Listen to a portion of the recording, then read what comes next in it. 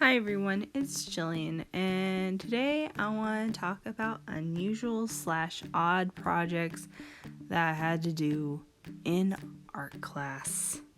Now, this is not saying that I didn't enjoy these projects, but I still think some of them are a bit odd. This first one, I was in high school. I believe I was a senior. The teacher was an older teacher, and she told us to draw our fears. And so I drew myself following out of an airplane in my sketchbook, and then I tried to draw it bigger. And even to this day, I use the mannequin method, where it's like the head, and then you draw the lines, and then you draw the torso with shoulder joints, and then the arms, and then the elbow joints, and all that good jazz. I'm sure if you're into art, or if you watch me draw at all, you kind of know what I'm talking about. But I was doing that, and she came around, and she saw my drawing, and she's like, "What's this?" And I said, "It's gonna be me. I'll erase the lines. It's me falling out of an airplane." And she's like, no, you should keep it like this. It looks like a mannequin. It looks better than that sketch, which I had worked really hard on this stupid sketch. Like, I was really, really happy with this sketch, but whatever. So I was like, okay. And she suggested play buttons. And we had to use computer parts too, and she suggested using some wiring to emphasize the dollness of the mannequin. And I also used the memory bits as like grass. I don't know, it looked okay. I wasn't really happy with it, but she seemed to adore it, and so I made good grades, so that's all I really cared about. But I don't know, it just felt weird, and I don't know what that really tried to teach me, other than you can use whatever you want to in art.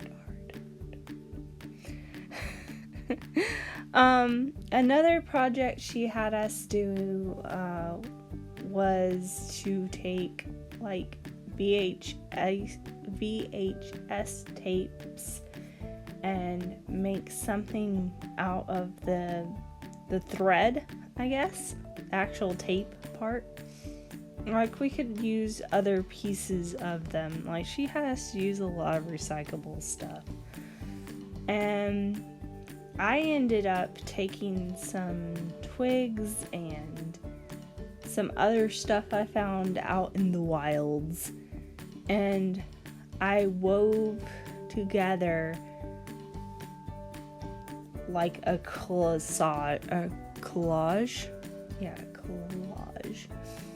And I ended up taping or gluing some like comic pieces to it, and tried to make it look kind of 3D, like it was popping out of the VHS tape bits.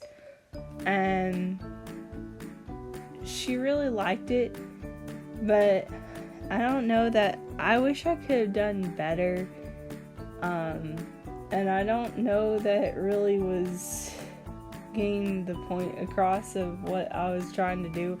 I was trying to make it look like the comics are coming to the movies, and that, like, then they're gonna be live action or whatever. I don't know. This process of it, I guess, because at that point, like, Spider-Man had just came out or was coming out, and I was excited about it, and I was like, maybe they'll do Sailor Moon next. Yeah, I'm still waiting for that Sailor Moon movie. Get on it, Hollywood. I sounded so country there. Anyway, Something else that she has to was make a journal book thing, and we had to use a bunch of different materials. We took old books and chopped them to bits, painted them, hot glued them, did a bunch of weird stuff to it. And I really did enjoy that one. I might do something else similar. But like, I think she should have advised us to take out more pages to the book than what we ended up taking. Like, she just told us to take out like a third of the book and then glue other pages together to make them more thick. I think if I had taken out like half of the pages, it might have not been as like thick, boy. But whatever, you live, you learn. Something in community college that we did. One of the first projects I had to do for a 3D class was to try and make a drawing into a 3D form. And it wasn't even my drawing, it was some drawing that the art teacher had done. And it was like a bunch of random shapes, and like some of them were like kind of floating in midair. And he hadn't taught us how to use any kind of tools. He hadn't taught us anything at all, period. So I ended up paper macheing this stuff, because that was one of the very few 3D things I knew how to do at that point. And I used like this plaid material that I just had, and I was like, oh, the plaid can be like the fabrics that we weave together or whatever, because we were supposed to use more than one method of doing this. And he was like, this is ugly fabric, and I liked that fabric. He's like, why did you choose this fabric? And I was like, I liked it. Does it have to be deeper than that? And he's like, yeah, it should be. So 3D art is one of the classes I did fairly bad at. I made like a C in it. Probably if I had to take 3D art again, I'd do better. Because I know how to paper mache. I know how to use foam clay. I know how to knit. Knitting might take forever depending on what size I was going to go for. I can use power tools now, whereas I couldn't before. So there's that. And he didn't give us enough instruction. He gave us too much liberty. The 3D class was hard and weird anyway. Another thing he had us do was make a chair, which, okay, but like, I do not know how to use power tools. So how the hell am I supposed to do this, teacher? Help, please. Okay, no help. Okay.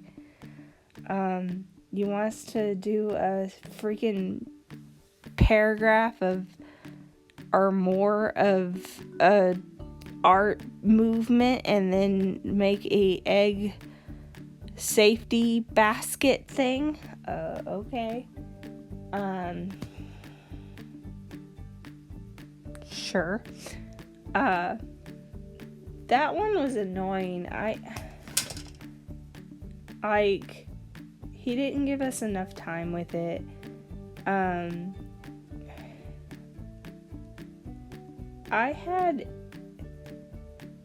think Dadaism or I forget, it was like the 1800 type art movement, and my paragraph was really good. I did the best in terms of the art style that I could. I used real canvas with real oil paint, and I tried to get it to dry as best as I could. Now, I was not good at oil painting, but that's what I had, or watercolor. And the time period of which I was doing was known for its like oil painting. And so I was like, oh yeah, I have to do it in oil painting. They didn't really do watercolor. That's not what this period was known for. And he kind of criticized me for doing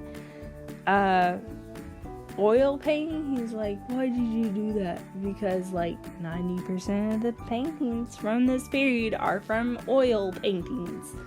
Of course, that could be said about almost all art, because apparently traditional fancy pantsy artists only used oil painting stuff. And I hate to tell you this, but oil paints are the devil, child.